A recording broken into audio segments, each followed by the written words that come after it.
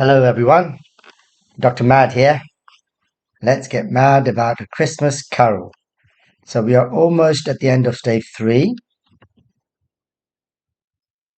So this is where we left off, and we're now going to continue from here. I think in the last video I made a slight mistake at the end.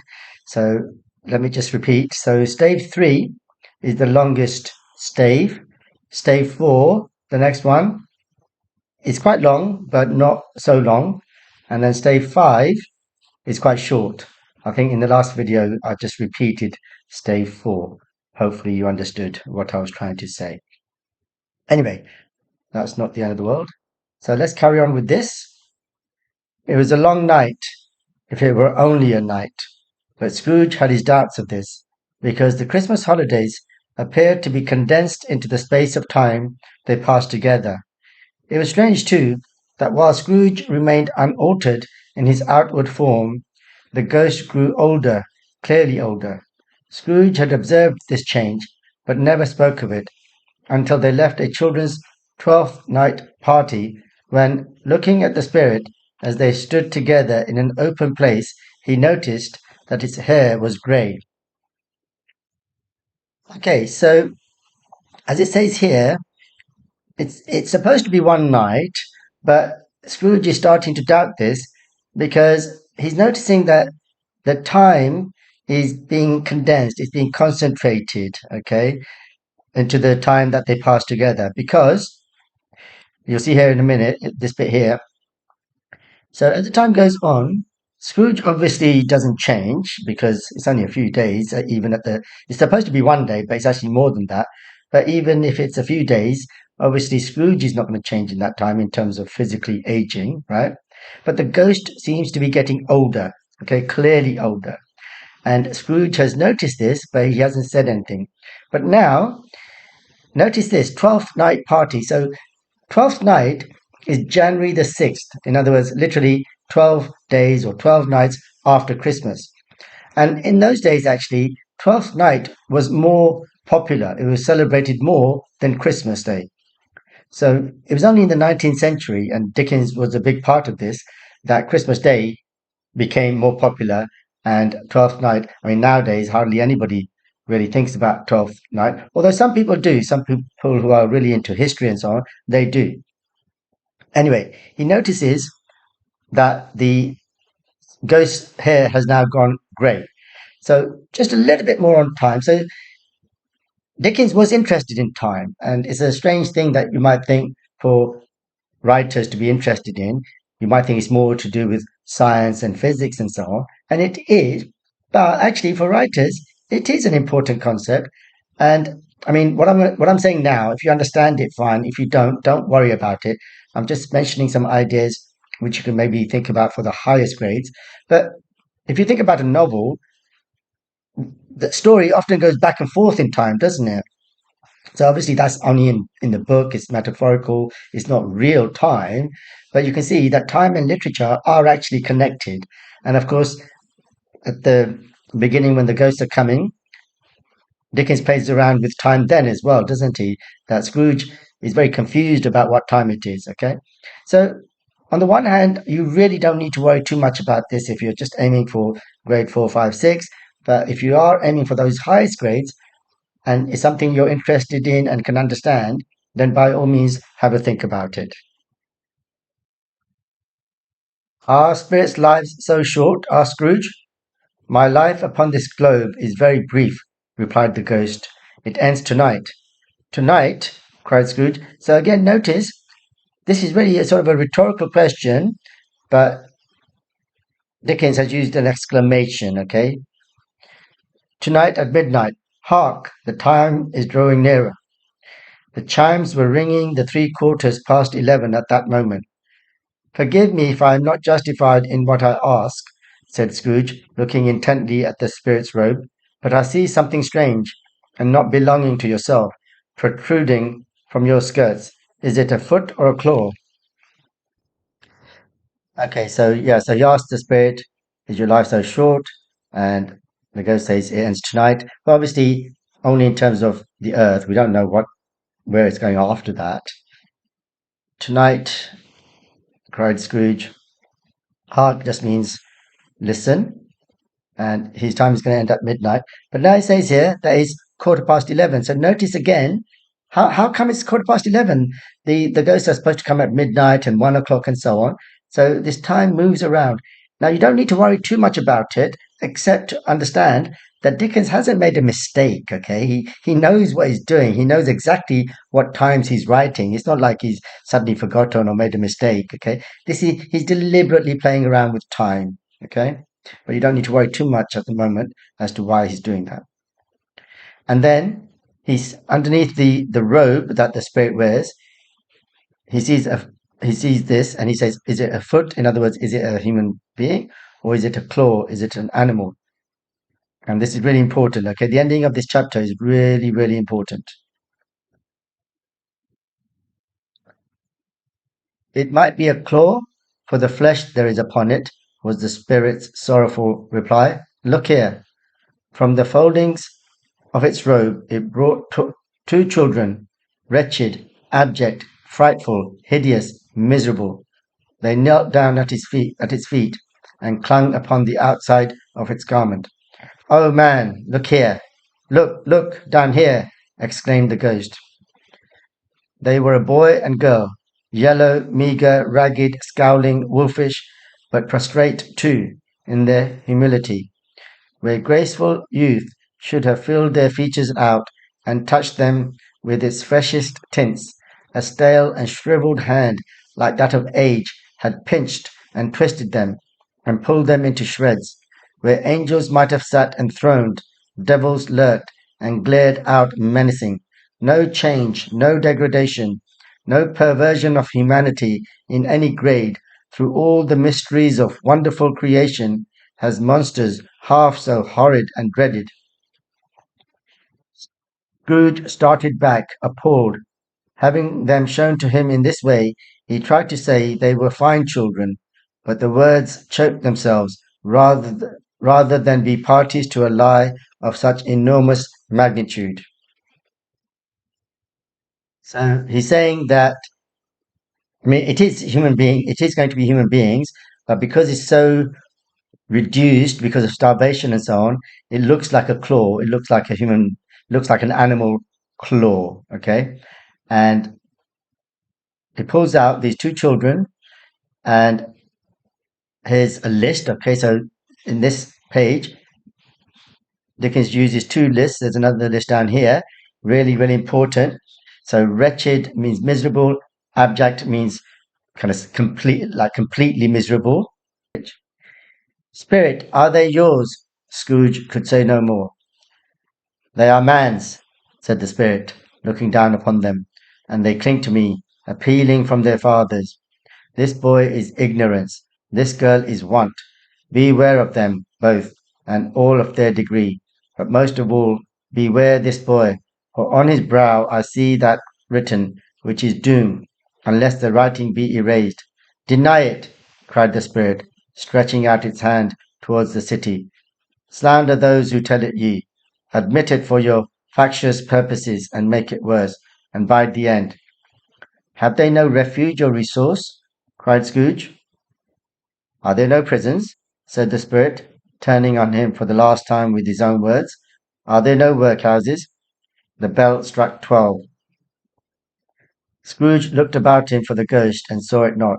As the last stroke ceased to vibrate, he remembered the prediction of old Jacob Marley, and lifting up his eyes, beheld a solemn phantom, draped and hooded, coming like a mist along the ground towards him. Okay, so he says, "Are they?" Scrooge says, "Are they your children?" Now, this paragraph is quite difficult. So just remember, it's all metaphorical. So don't try to interpret everything too literally. But he's saying that they are belong to man in general, human being, and they are clinging to me. So appealing from their fathers is a bit tricky, but basically saying that their condition has been caused by humanity. So not just literally their actual fathers, but metaphorically their fathers and grandfathers. In other words, all the people before them who have created this terrible world where children are hungry and don't have education, that kind of thing. So ignorance, meaning lack of education. So remember, this is in 1843. So proper schooling didn't start until about 1870. Okay, so I'm not going to go into the history of education here, but it's really, really important. So this was something that Dickens was really interested in. And at that time, most kids wouldn't go to school. If they were lucky, they might get a few years of schooling. And I mean, the rich people went to school, but generally speaking, there wasn't much schooling. And even if there was, you had to pay for it. It wasn't free like it is now. And this girl is want means poverty. Okay, so he's saying that both lack of education and poverty are bad. Okay, but most of all, strangely enough, he says that the boy, like lack of education, that's the worst thing because you see, if you have education, then you can create a good society and get rid of poverty. It can't work the other way around. So obviously, poverty is terrible, hunger is terrible, but if you have education, then you can get rid of poverty. And he's saying that I can see doom, that it's all going to end terribly in death and destruction. And this line here means unless people change their ways, unless society changes, unless the rich and the powerful change and they give schooling to children instead of making them work. So remember, child labor. This is towards the end of the Industrial Revolution. Child labor was in full swing, and in fact, child labor started because of the Industrial Revolution. And Charles Dickens was a child laborer himself for a while, if you remember from the context video. And now, metaphorically, he kind of talks to the city, so talking to everybody, deny it and tell lies of those people who make these claims. In other words, if you say to me that I'm lying, then you're slandering me, you're damaging my reputation by saying that I'm lying. And and here factious means creating arguments. So he's saying you should admit that you do all this in order to create arguments and kind of divide and conquer. So the rich people do this in order to keep the wealth for themselves and to stop the poor people kind of rising up and asking for their rights. And he says, bide the end. So bide means to wait, but here it's metaphorically saying you wait to the end of time, to judgment day, if you carry on like this. And then Scrooge says, have they no safe place to go to, or resource means useful thing, or anywhere they can get things they need. So obviously food and education, whatever. And now these two phrases, you should remember who said them and when. So this was Scrooge in Stave 1 when the two men came for charity, and this was his response. And now the bell strikes 12, and suddenly the ghost disappears. And as the last word comes, stops vibrating, stops echoing. So he remembers the prediction that there was going to be three spirits, and he sees. So behold means to see. Solemn means serious, a phantom, another ghost. So this is the third spirit. Draped means covered, and hooded, obviously, I'm sure you know what that means. And then a simile, like a mist along the ground towards him. Okay, so a long chapter, long stave. We're almost there, except that the summary will be quite long as well, because obviously the chapter is long. So, the second spirit appears at the beginning of the stave. It looks like a jolly green giant wearing a green robe, and it's got like white fur around the edges and carrying a torch shaped like a horn, and or the plenty horn reference to Greek mythology, if you remember. The torch gives light, but also water. It takes him first to the city center where people are happy and excited, shopping and visiting each other. Then they visit Bob Cratchit's house. So remember, that's Scrooge's clerk, employee, where the family, Bob Cratchit's family, are very happy together despite being very poor. They have second-hand clothes and minimal food. They have goose instead of turkey, but they pretend to love it. Well, they probably do love it because they're so hungry. And they've got lots of children. including Tiny Tim, who is disabled and not expected to survive. But will he survive? And why? Yes, he will, because Scrooge will help him later on. And despite everything, they drink a toast to Scrooge. At least, I mean, Bob Cratchit wants to. Maybe because at the end of the day, he does have a job and he does get paid. The wife is not so happy, but she joins in the end. Scrooge and the ghost leave the house and walk down the streets, where again people are happy and visiting each other for Christmas. Next, we have a series of snapshots of people with very hard lives, often lonely, but still managing to celebrate Christmas. First, they go to a mining area and remember that family with many generations living in the little hut.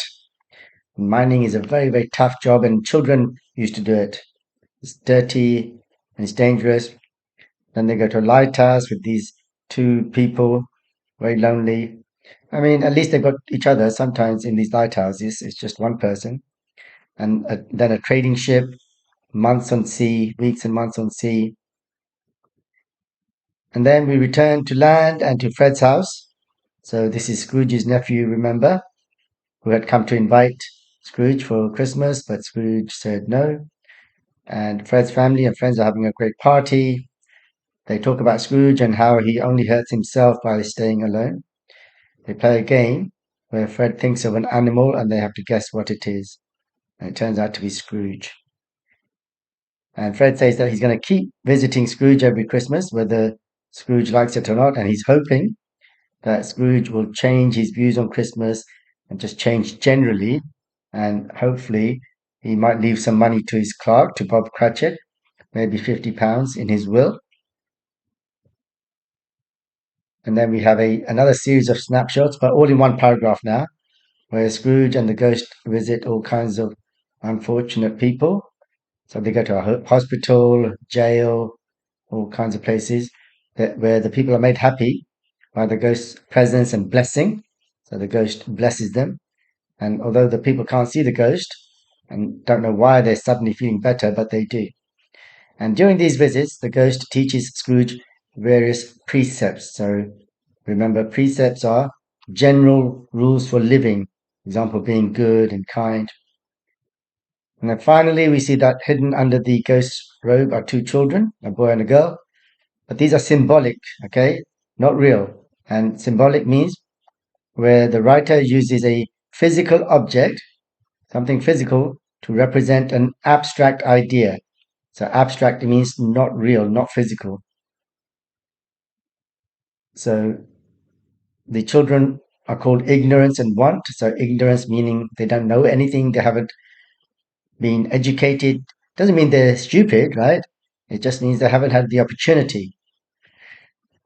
So lack of education and poverty, and the children look like animals. They have their hands and feet look like claws rather than hands and feet. And the ghost says that they have been created by society, and Dickens is implying that it's the rich and the powerful who are at fault because they are the ones who control society and create society. And then right at the end, the second spirit disappears suddenly and the third spirit appears, which looks very dark and scary. We'll find out what it looks like in more detail in the next chapter, next stave.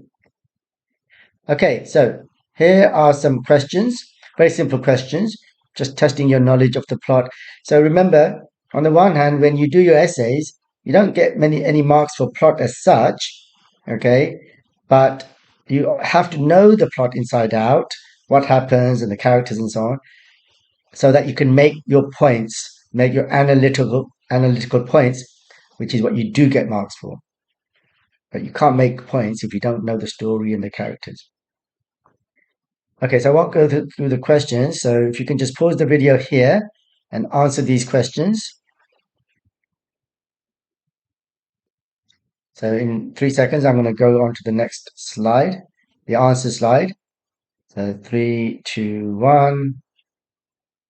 So here are the answers, very brief answers. Make sure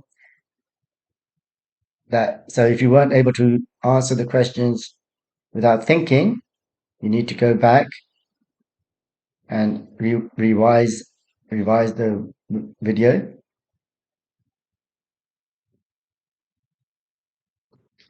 So remember, learning doesn't just happen in one go.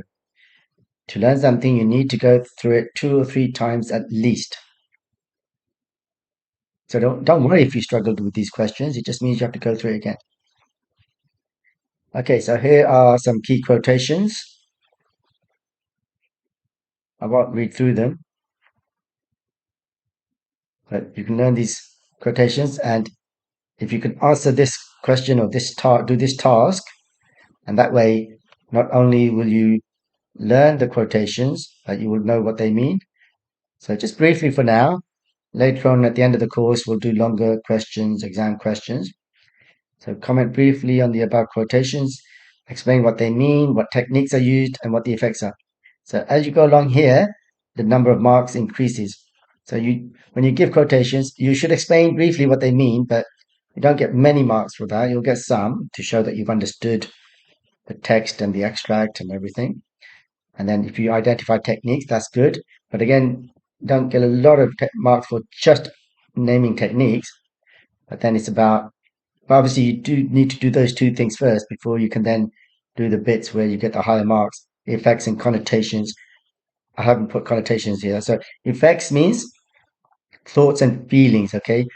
When you read these things, these quotations, what do they make you think and feel? What images do you get in your head? And then actually, as we go through the course, we're meant to then pick out individual words and talk about their connotations.